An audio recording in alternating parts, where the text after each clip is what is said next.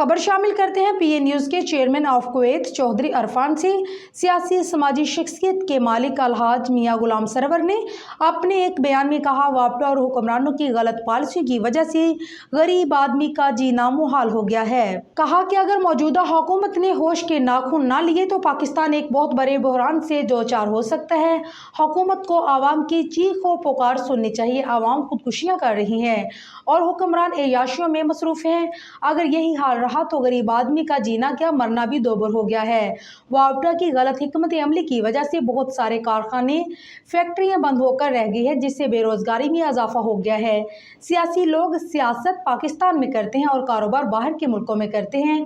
उनके बच्चे और पेशे बाहर के ममालिक में हैं, जबकि सियासत के मज़े पाकिस्तान में लेते हैं। पाकिस्तान के कानून में तरमीम होनी चाहिए कि अगर किसी का ख़ानदान या जायदाद दूसरे मुल्क में है तो वो इलेक्शन नहीं लड़ सकेगा, मगर यहाँ उल्टी गंगा बहती है, जिसकी लाठी उसकी भैंस।